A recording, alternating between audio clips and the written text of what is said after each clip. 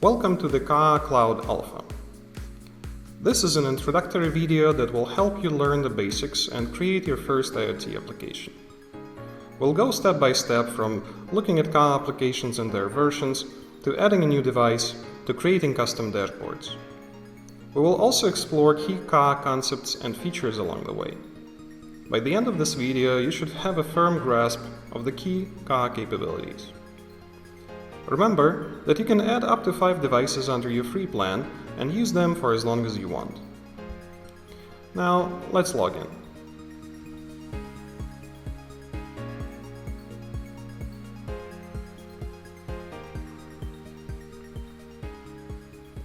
This is your default solution.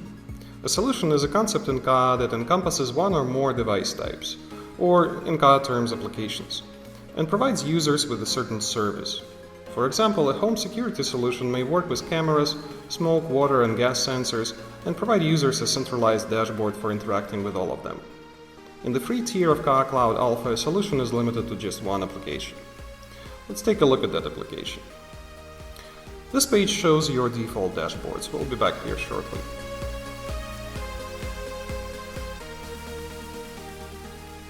This is your default application. Notice the line below here. This is called an application name. You will encounter it in the API calls to Kaa services. Now, let's give this application a nicer display name.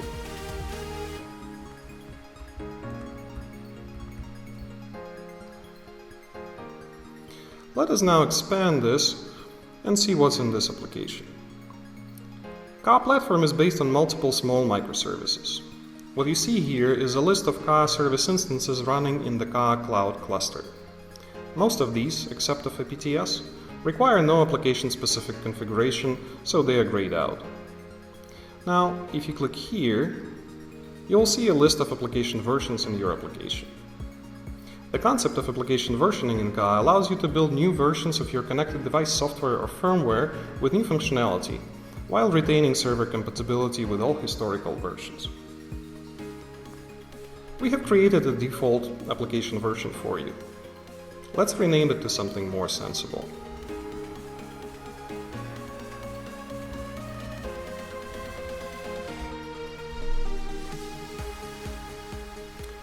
The line here is called a application version name. All of your connected devices, endpoints, are registered in the Kaa platform with a certain application version. This allows Kaa to understand their capabilities and communicate in a compatible fashion. Let us copy this line and put it someplace safe. We will need it to connect the first device. Now, let's go back to the dashboards and open the predefined device management dashboard. There are no devices here yet, so let's register one. This is the application version your device will be registered with. You can also punch in a desired endpoint token that the device will authenticate with. If you leave this field empty, Kaa will auto-generate a token for you.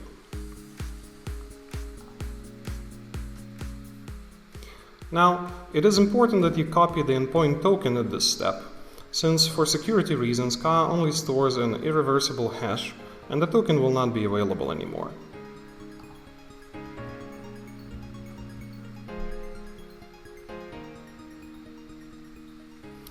Now you can see that a new device is already here.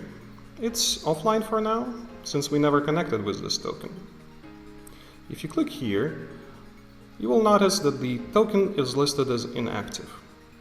Let us now proceed to connecting a device simulator. To do this, let's open the tutorial sidebar and go to the Kaa Cloud Getting Started tutorial.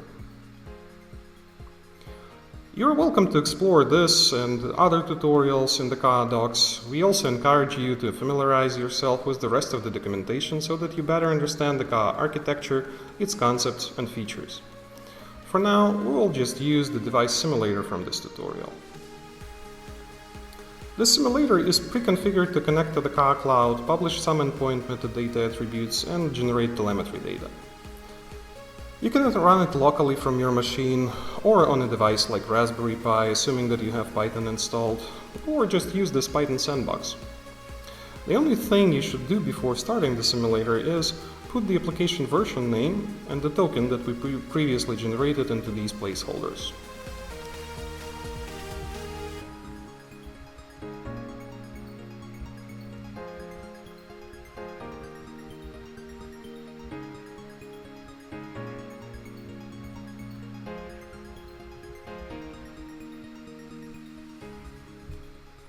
Now we are ready to run.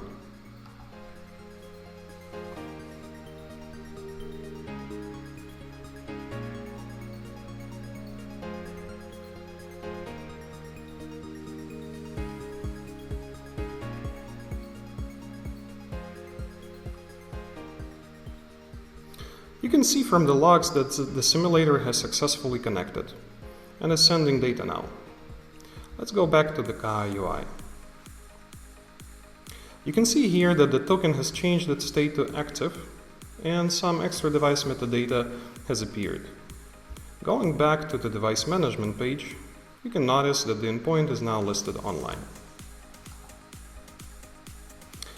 Now, let's toggle on the dashboard edit mode and add a couple of new dashboards to display the device data.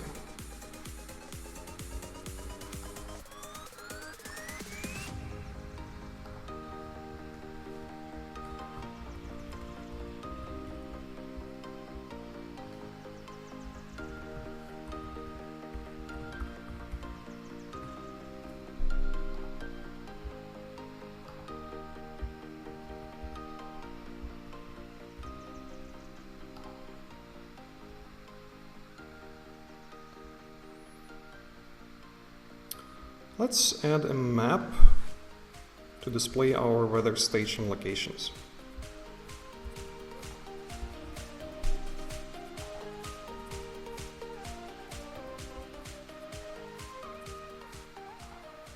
We have to configure this widget first. Let's use location as a header. We'll be getting data from the microservice called EPR, that stands for Endpoint Register. The application is our default application, and we have to specify where to get coordinates from.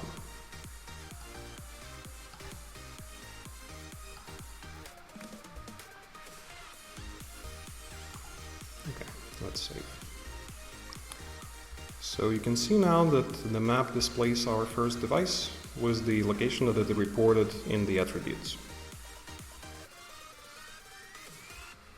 Let us now create a second dashboard.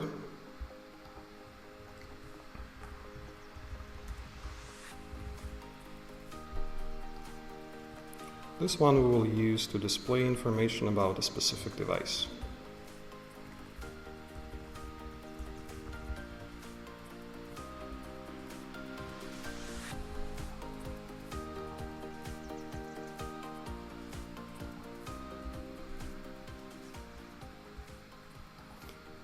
Let us now link the two dashboards together by reconfiguring this widget again. So the prompt to redirect to will essentially send you to another dashboard. Let's select this one. And now let's save. Now if you click on the marker here, you will see a new link saying device details. If you click on it, that shows another dashboard that we recently created. Now, since our weather station sent temperature data, let's add a chart.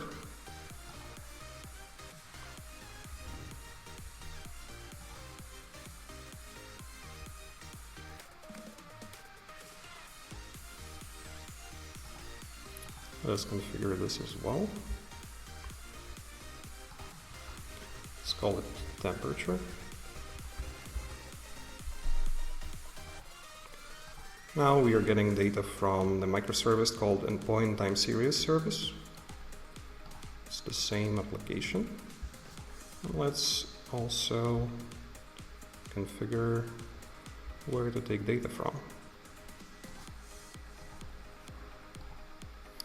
So we have several time series already configured in the BTS. Let's use the one called temperature. and the value that we'll be displaying is values temperature. This should be enough. Alright, so this is our temperature data that is coming from the device simulator. You may also want to monitor some additional information, such as, for example, battery level. So let's add a gauge for that. I'll use a radial gauge. Let's reconfigure it. We'll call it battery level. We'll be taking data from APTS. It's the same application, but we will now select a different time series, which is called battery level. And the field to display is battery level as well. Let us also change some visuals here so that we only get a critical line at the bottom side of the spectrum.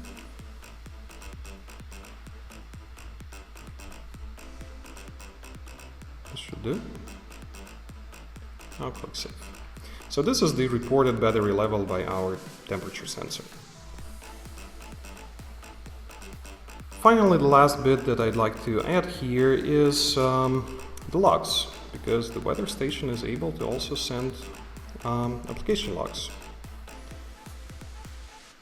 To do that, we will add a row. We'll add a table. It's a time series table. Let's put it here and also reconfigure. So we will call this logs. We're getting data from time series service, the same application, but another time series called logs. Let us also configure which fields to display here. Let's use one called timestamp, and we will use the timestamp to populate the values. Let's call the other one message. And we will use values log to populate this field. This should do. And now you can see the log information that is being sent by the device. Let's make this a little prettier. I also can remove this dashboard from the sidebar now. You don't need it anymore there. And that's it. So now we have two dashboards. However, the configuration was done in a local environment, so it's not yet published to the server.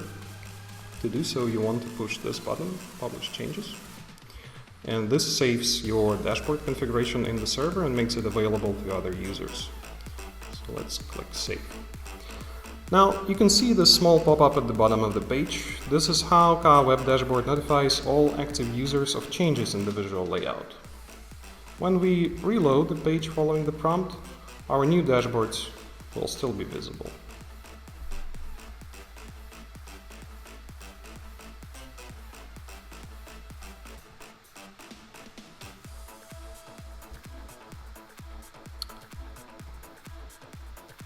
So let us review what we have done in this short video.